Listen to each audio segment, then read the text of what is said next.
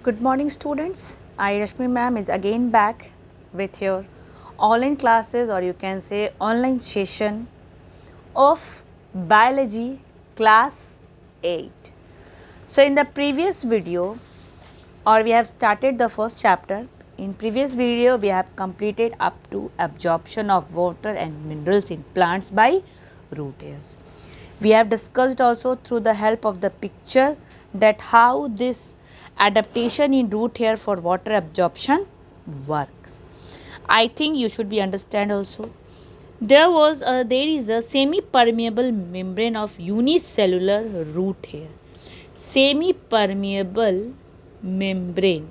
What was semi-permeable membrane? A membrane which passes or allows the selective things through its permeable membrane, or you can say permits water and mineral molecules to enter into the cell sap but does not allow them to come out. So here was the cell sap, and this is the watery liquid contained where all the water and minerals are being entered but it doesn't come out, which helps the root hair to grow in a fully grown hair, which helps them to grow in a fully grown hair.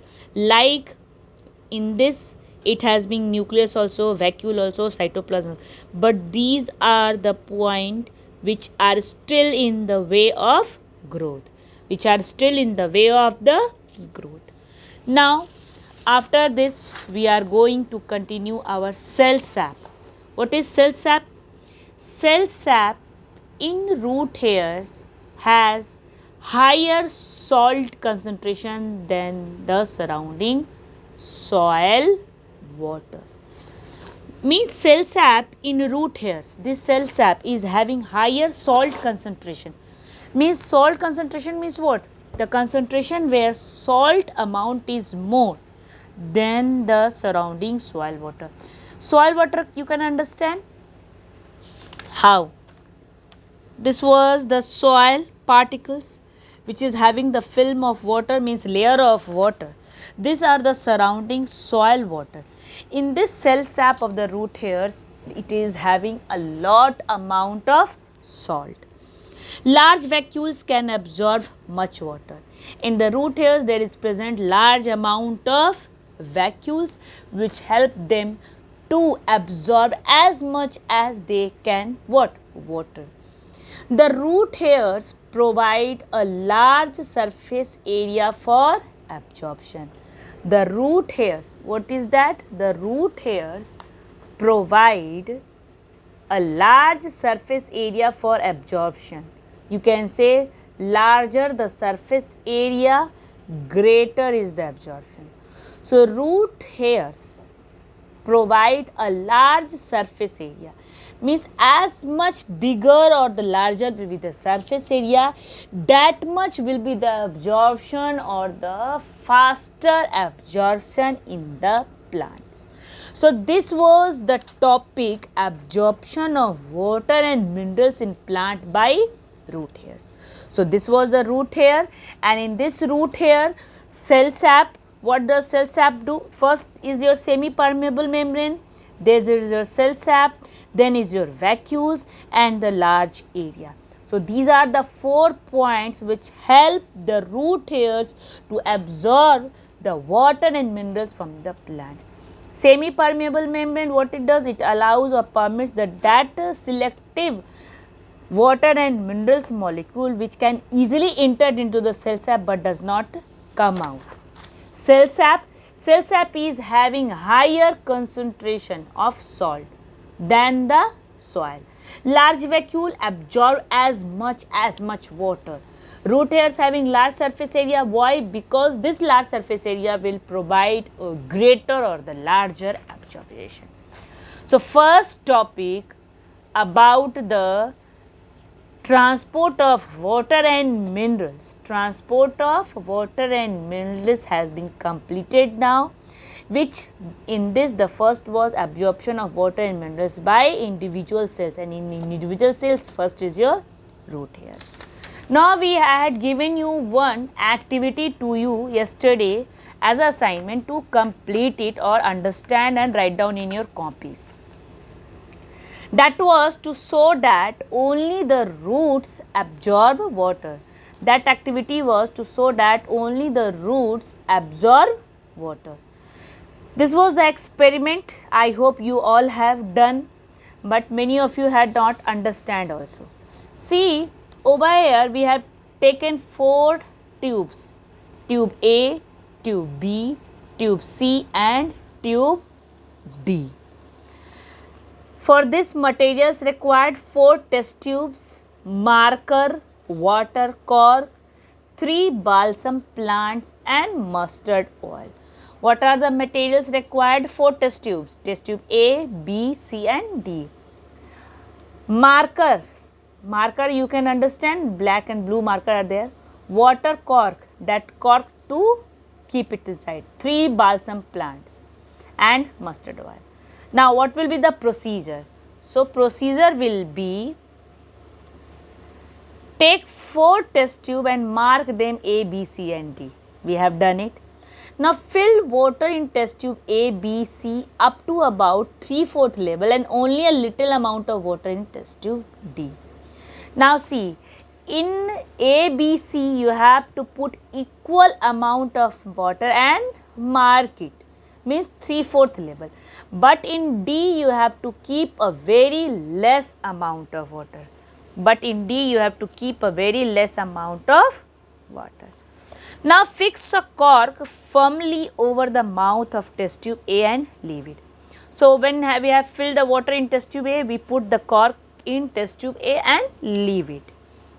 Take 3 small sized young balsam plant with their roots intact.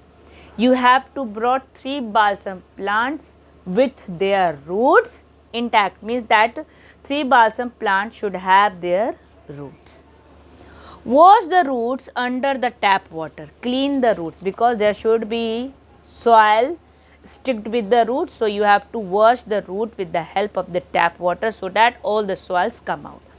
Now insert them in test tube B, C and D in a manner that the roots get fully dipped in water in test tube B and C, but remain well above the water in test tube D.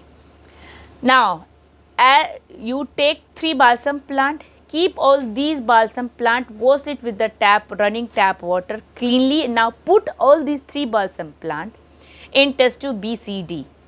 In B and C, you have to keep the plant as it should be dipped, fully dipped into the water. But in D, we have put little water, so the root cannot be dipped into the water.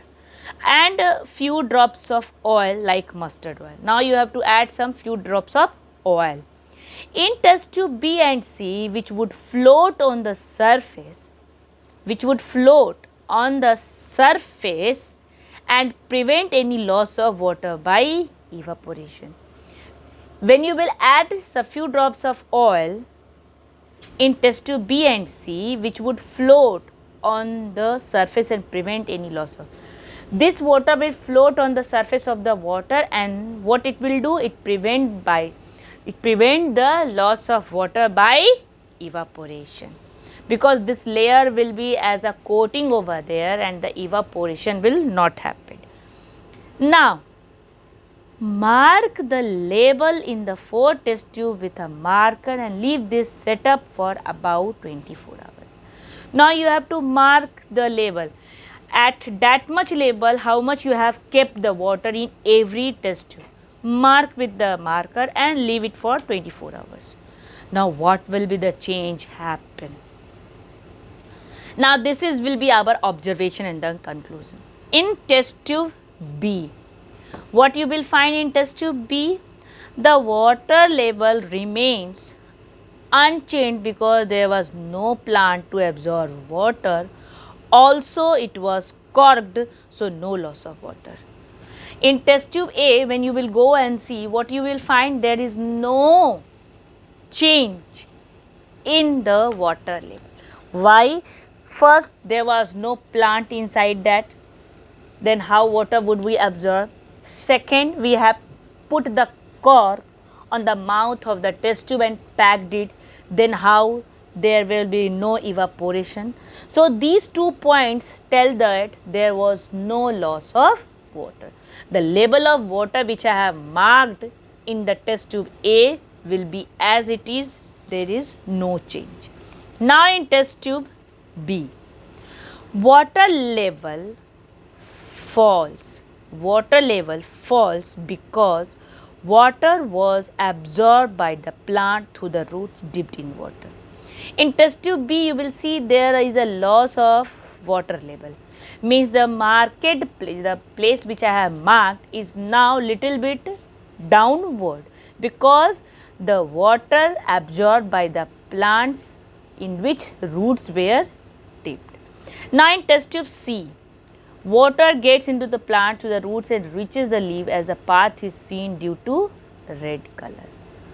Now in C, you will see that the water gets into the plant through the roots and reaches the leaf as the path is seen due to the red color. See, this red color is showing that water has been absorbed also to the leaves. In test tube D, there was no change in water level as the roots were not dipped in water. In D also, the water is being not changed. Why? The root was not dipped into the water also, and the plant which we have taken is also very in a bad condition. Why? This experiment shows that only roots absorb the water. Understand na? Simply I said in test tube A there was no plant, so the water level is as it is. In test tube B, the water level gets back little bit. Why? Because the water is absorbing by the roots. In the third, the water is being absorbed, which sees by in the red color, and it has been moved towards the leaves also.